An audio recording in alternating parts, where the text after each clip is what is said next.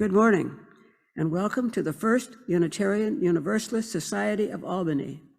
My name is Sigrun Newell, and I am the Service Associate today. Before we begin, please check to make sure your microphone is muted. You can also turn your camera off if your image is potentially distracting. Please also be mindful of your speech while on Zoom, as microphones can accidentally become unmuted. This will minimize any disruption of our service. You will notice closed captioning at the bottom of your screen. If you'd like to turn that off or on, find the CC option on your Zoom toolbar and select the up arrow to access it. Thanks so much for your cooperation.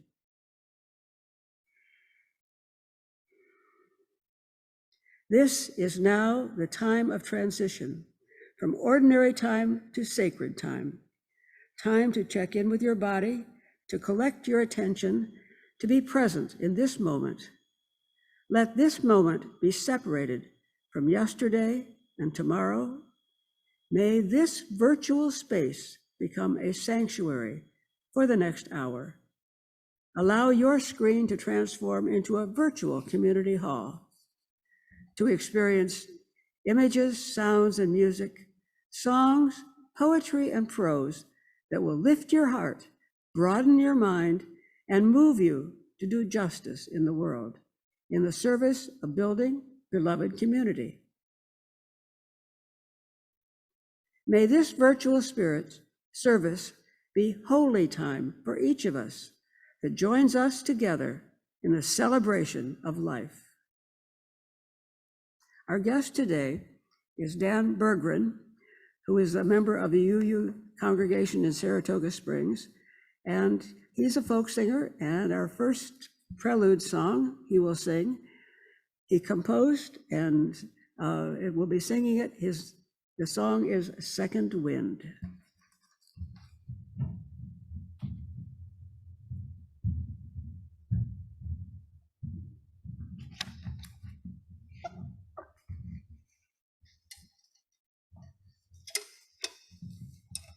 We learn lessons about work from our parents. I can remember my dad telling me about, don't worry, you'll be all right once you get your second wind.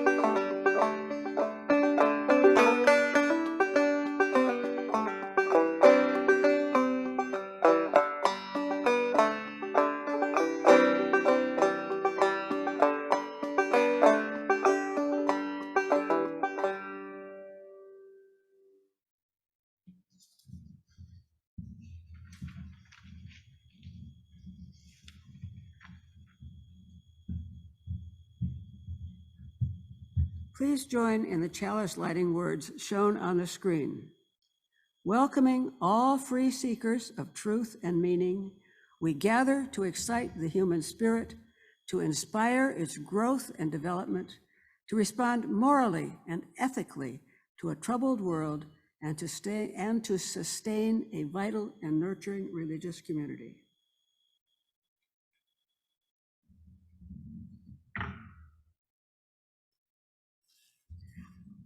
Our opening song is Fix It or Stop Complaining, composed and sung by Dan Berggren. Please join in singing the chorus at home.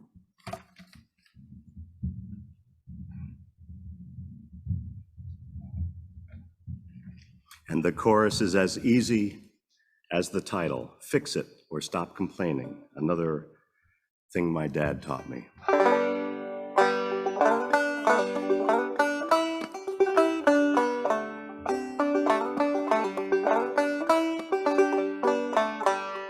The faucet drips, the floorboard squeaks, the roof is always leaking. What do you do when you got a loose screw? Fix it or stop complaining. There's a hole in the bucket, a hole in my shoe, a hole up in the ozone, hole in the screen, and I just got bit. Fix it or stop complaining. Give it your best, get a good grip, give it more elbow, a little less lip. Ask for help if the job's too big. Fix it or stop complaining.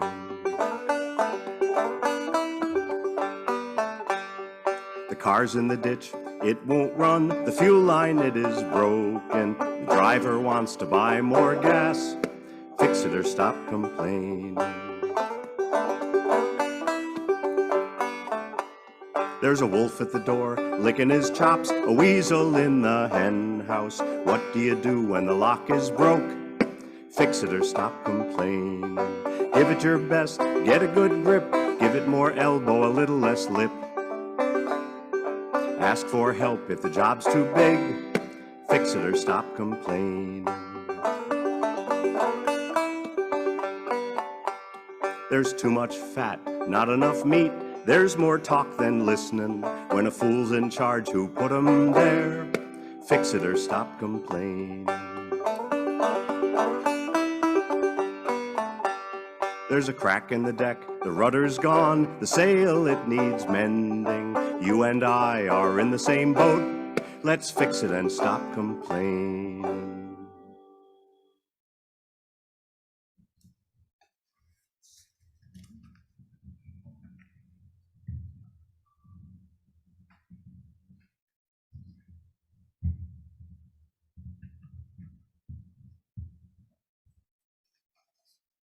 We welcome our Facebook viewers today who will be joining us for our service. My name is Sigrun Newell, and I am the service associate today. This morning, we welcome to our pulpit Dan Berggren, who is Professor Emeritus of Audio and Radio Studies at the State University of New York College at Fredonia, where he received the President's Award for Excellence in Teaching. A tradition-based songsmith, Dan Berggren writes with honesty, humor, and a strong sense of place. His songs explore the many dimensions of home, hardworking folks, taking care of our planet and each other. Dan is a member of the UU congregation of Saratoga Springs, and we welcome him.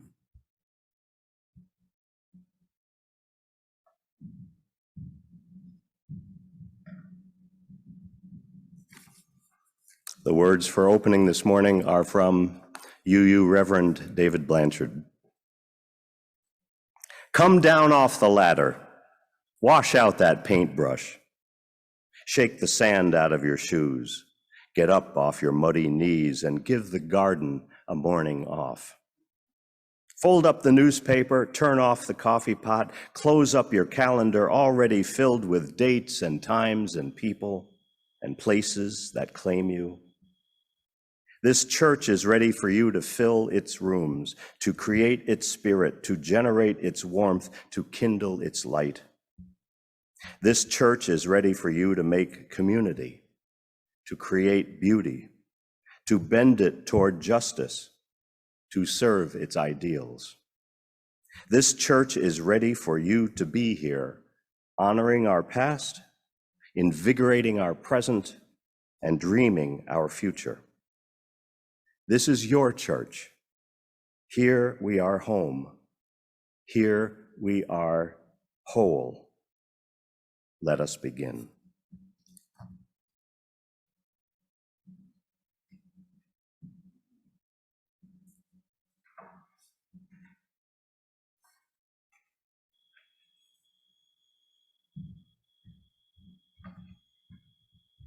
An important way we celebrate life each Sunday is by offering an opportunity to practice generosity. Members and friends support our congregation with an annual pledge paid throughout the year.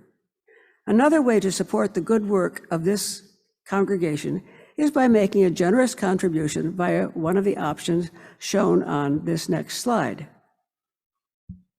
You can click on the tiny URL link in the chat window to contribute, or you can send a text to the number shown on the screen. The examples on the slide show you how to label your text to indicate the amount and purpose or intent of your gift, whether a pledge or to the collection plate, whatever. Our offertory music this morning is Capitalist Without a Soul, composed and sung by Dan Berggren.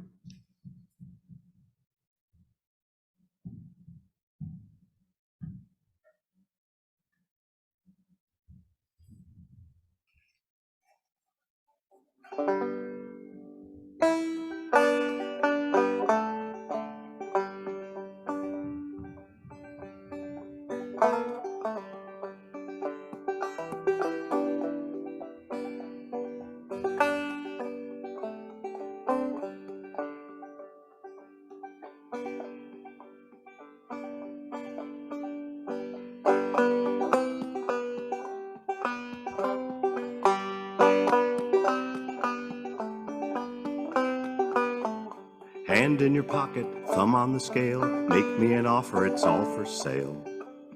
Where conscience was, now there's a hole, I'm a capitalist without a soul.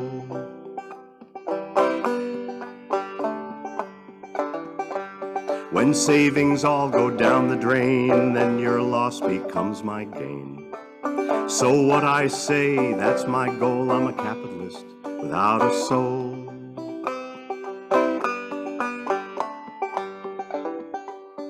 When I was born I had a soul, but I sold it for a big bankroll, scheming all around the rules, stealing dreams from poor fools.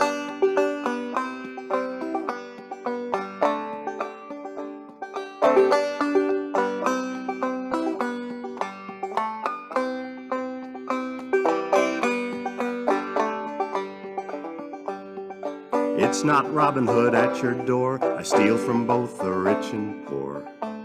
But that's just me playing my role, I'm a capitalist without a soul.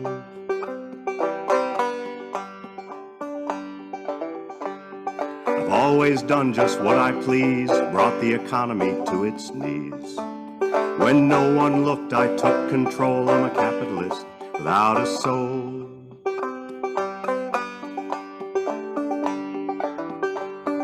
Sold my soul, now I'm guilt-free, my commerce lacks morality. Gandhi said that was a sin, but I'll do anything to win.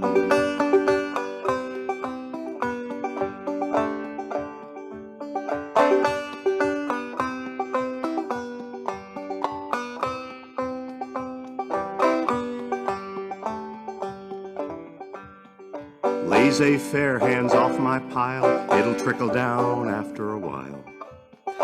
That's if oversight takes its toll, I'm a capitalist without a soul.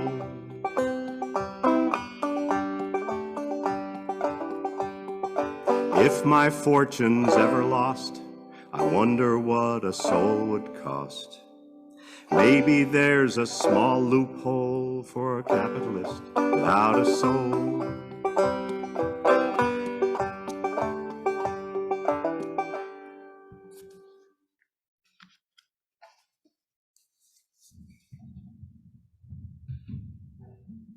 The inspiration for writing that song 9 years ago was the intersection of learning two things.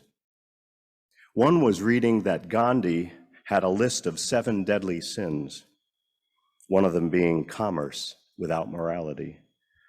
The other was learning that Bernie Madoff, king of the Ponzi scheme, had been caught and charged with fraud, money laundering, perjury, and theft, ruining the lives of thousands of people. If the universe and its contents are inanimate and purposeless, then work consists primarily of pushing reluctant parts into place. Work is pushing. Work is drudgery. Work is conflict. Work is not intrinsically rewarding. This is Matthew Fox writing in The Reinvention of Work. If, however, the universe is indeed about attraction, about desire and final causes, then work, far from being drudgery of pushing, forcing, and outside compensation, is defined primarily by what we love. Where your heart is, there also your treasure will be found, as Jesus put it in the book, according to the book of Matthew. Work has more to do with the heart than we've been led to believe during the machine-like worldview of the past 300 years.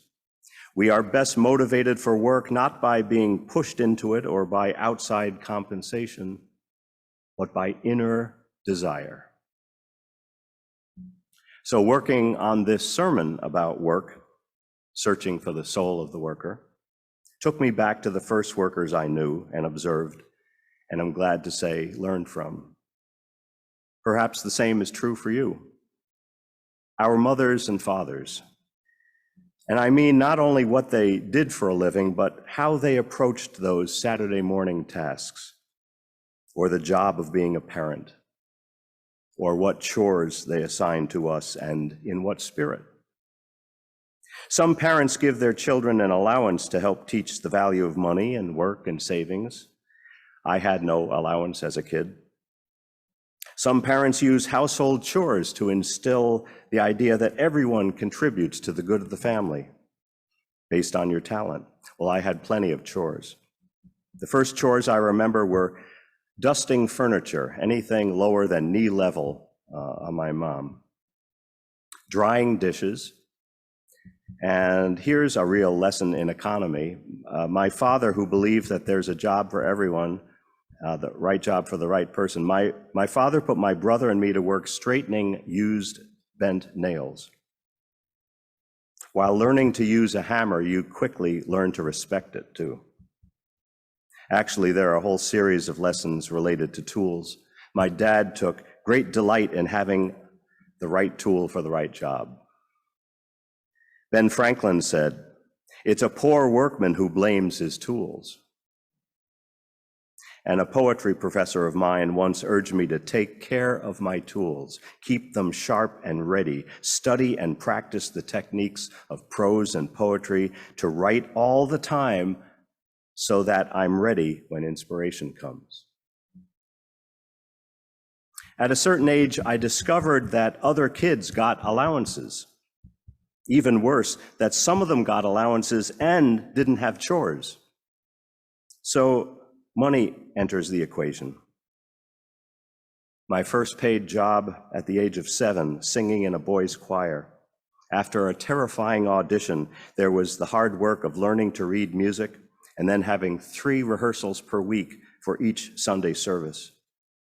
But it was all rewarded by the feeling of contributing to something bigger than me, to a sound, an experience that was greater than the sum of the parts of 30 voices and a pipe organ. My father left school after 8th grade to work and contribute to the family income. That was 1913. He retired 48 years later. My mother was a full-time wife, mother, and homemaker, and she never retired. Storyteller Bill Smith tells about his mother, Emily, not only who raised 10 children, but cooked and cleaned and mended clothes for a logging camp. It was in the late 1960s when Bill and his brothers chipped in and bought their mom her first TV set. And the first thing Emily heard when she turned it on was a talk show host, a woman running down housework, saying that women who are only housewives ought to get out of the house and do some real work. What do you think Bill's mother thought of that? She wrote a poem called Only a Housewife. Occupation, only a housewife. Oh me, what a dull life indeed. On the go from dawn until darkness, taking care of my family's needs. 10 children to wash and to cook for, not to mention a hungry man. Besides all the scrubbing and cleaning, get a kick out of that if you can. The housework was only a small part. I was also a counselor and nurse, and a planner of menus and grocery lists with almost an empty purse. There wasn't much time for worry. We just hoped things would turn out all right. God gave us strength in the daytime for the daytimes, and the days made us glad for the nights. Years passed, and now we're just old folks, me and that same hungry man. In memory, we go back together and linger as long as we can. The hard times have all been forgotten, and the good times in memory remain. And if I were to live my life over, I'd be just a housewife again. My father was a blue-collar worker who loved physical labor and loved problem solving that he faced daily. And that's the first lesson I learned from both my parents: love what you do. Mark Twain said, "What work I have done because it has been play. If it had been work, I shouldn't have done it." Who was it who said, "Blessed is the man who has found his work"? Whoever it was, he had the right idea in mind. Mark you, he said his work and not somebody else's work. The work that is really a person's own work is play and not work at all. Cursed is the man who has found some other man's work and cannot lose it. We can talk about the great workers of the world, and we really mean the great players of the world. The people who groan and sweat under the weary load of toil that they bear never can hope to do anything great. How can they, when their souls are in ferment of a revolt against the employment of their hands and brains? The product of slavery, whether intellectual or physical, can never be great. Mark Twain. So how can work become play? Pearl S. Buck said, "The secret of joy in work is contained in one word: excellence. To know how to do something well is to enjoy it." And my father would add, "Do every job the best you can. Your work represents you. It's like signing your name." Martin Luther King Jr. put it this way: "If one is called to be a street sweeper, one should sweep the streets even as Michelangelo painted, or Beethoven composed music, or Shakespeare wrote poetry. One should sweep the streets so well that all the hosts in heaven and earth will pause to say, 'Here lived a great street sweeper who did his job well.'" My dad loved to tell stories about his job and people at work, and it seemed there was always a lesson involved. Once he told me there was a particular problem at work, and instead of just informing his boss of the problem, he offered a few possible solutions. Later, his boss was commended for solving the problem, and you know what? It didn't bother my father one bit. He said it didn't matter who else knew the idea was his. He knew, and that made him feel good. Indira Nehru Gandhi had some advice on this kind of situation. She said, "My grandfather once told me there were two kinds of people, those who do the work and those who take the credit. He told me to try to be in the first group because there was much less competition." Another lesson from my dad: see a job through to the end. He'd say, focus on the task at hand, what some call being in the moment or flow. Be mindful.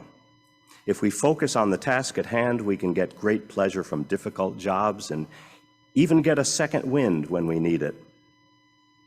Here's a story by Jean Robert Foster, Adirondack poet, born in 1879. It's called Second Wind, and the poem inspired the tune I played earlier. Some folks have curious things tucked away in their minds, lying around in corners. Now there was Milo Brown. He had something, and I should have found out about it when he was on Earth. He called it second wind. But there was more to it than the name, something we didn't rightly understand. I found out about it one haying time when Milo Brown came to me for a job. Now, mostly we changed works, but I hired Milo, for he didn't own a farm or a house, and he had a pack of hungry children. Milo was little and lean and scrawny. I wondered if he could keep up mowing, swinging a scythe all day in the hayfield. He said he could. I let him start work. We were mowing the north meadow uphill where the timothy was tall with tough stalks, and he started out with us in early morning and kept up his end till 10 o'clock. And then he sat down on a stump, and I thought, I was right. Milo can't go on mowing. We all stopped to have a drink of switchel that my wife had sent out to the mowers, and I said, Milo, is it too tough for you? He did a little sweat mopping. It's tough, Milo answered, getting up from the stump, but I won't know it once I get second wind. I've heard say of your second wind, Milo. Does it always come on time? I asked him. It comes, Milo said, when I need help to keep up with others. I'm scrawny. The Lord made me this way, but he helps me. I found out that when I've used up all my strength, then I get my second wind. There's something inside me that goes right on with the work, like a strong man doing it for me, saying, Milo, just keep on trusting. I've trusted. My second wind's never failed. Milo whetted his scythe. I liked the sound of whetstones ringing out in the hayfield. And then he went on mowing. He mowed easy, and when we got to the top of the meadow, Milo was ahead, laying a long swath even and straight. He didn't look tired, and he wasn't as beat as the others when we went back to the house for supper. He's gone now, and I wish I had asked him to tell me more about his second wind. I could use it myself many a time. Just as my attitude was shaped by my parents, my mother, who grew up on a farm, was influenced by hardworking parents whose lives served others. Whether at home, in the church, in the community, my mother's work was always for others. Wife, mother, Sunday school teacher, making pies, pickles, jams, balsam pillows, quilts, sweaters, socks, and then giving them all away. Winston Churchill said, "We make a living by what we get. We make a life by what we give." I graduated from college during the Vietnam War with a low draft number, so I knew my short-term future was set, but had no idea what kind of career was in store. I ended up being a professor and advisor to college students for 27 years. And while I always liked my job, I came to love it once I understood the point that Churchill was making, that it's more important to help students prepare for life than for making a living. Recently, I asked a successful retired businessman what his life of work had taught him, and without hesitation, he said, "Know your job really well, know your company's mission, and know how you fit in."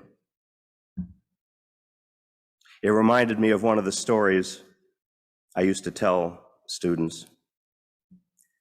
When the Notre Dame was being built in Paris, the archbishop of that diocese would occasionally take a walk and check on its progress. And one day he saw a laborer sweating away, slapping mortar everywhere as brick after brick went this way and that. "What are you doing, my son?" The man looked at him and said, "Laying bricks." The archbishop continued his inspection and noticed a journeyman carefully placing each brick and only the occasional bit of mortar spilled. "What are you doing, my son?" "I'm building a wall," he replied. Further on at the construction site, the archbishop saw the grace and beauty of a master at work, choosing only the best bricks, and each one laid even and straight, not a speck of spare mortar anywhere. "What are you doing, my son?" The worker smiled.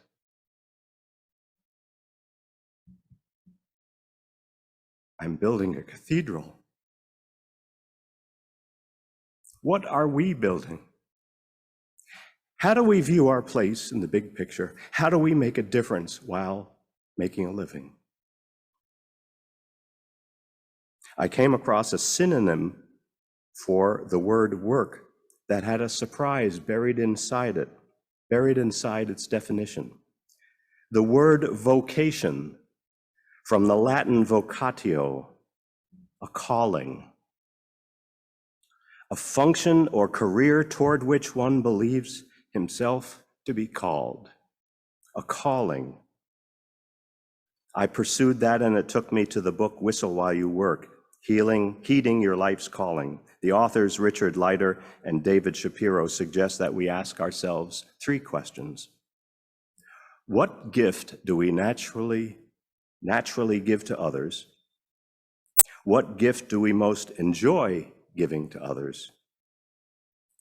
And what gift have we most often given to others? According to the authors, answering these questions is the first step toward revealing our calling, the inner urge to give our gifts away in service to something we're passionate about in an environment that's consistent with our values. They suggest that we also ask ourselves, what are we passionate about?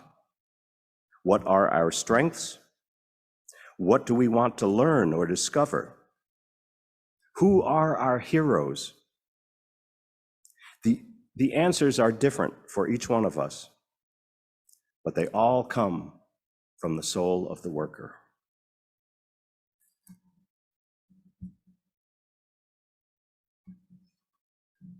Our next song is Big Beams, composed and sung by Dan Berggren. Please join in the chorus.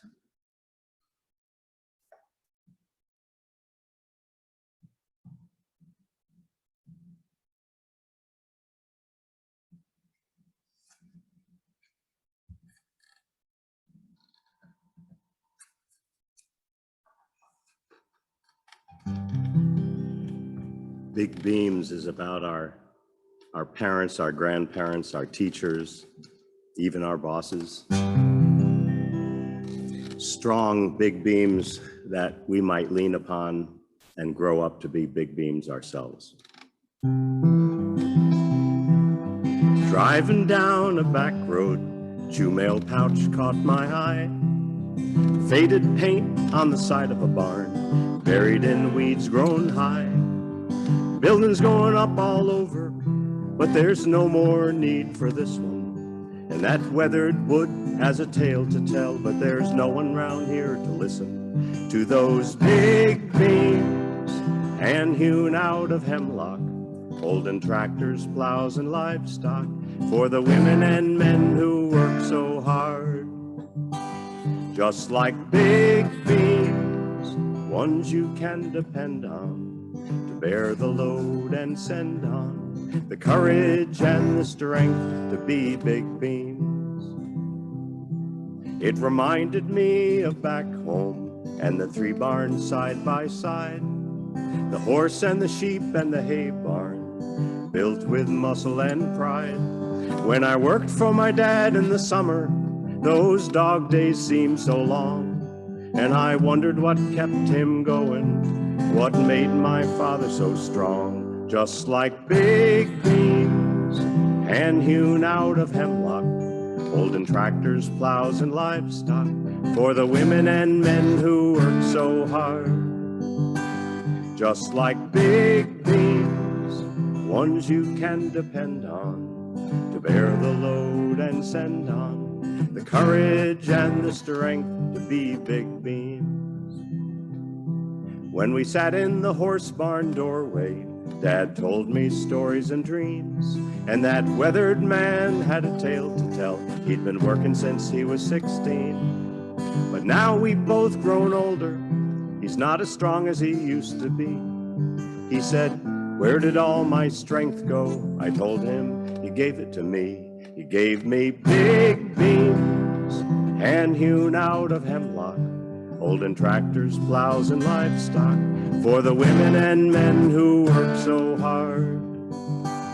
Just like big beams, ones you can depend on to bear the load and send on the courage and the strength to be big beans.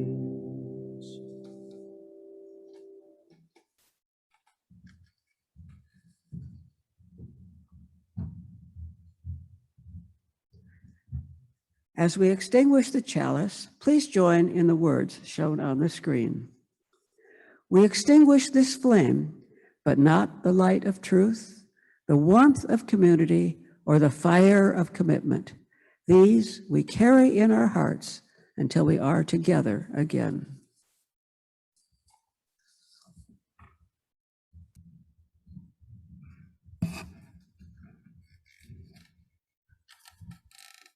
Words for closing are by Martha Kirby Capo. The work continues. Our time together is finished, but our work is not yet done. May our spirits be renewed and our purpose resolved as we meet the challenges of the week to come. The chalice flame is extinguished until once again ignited by the strength of our communion. Go now in peace.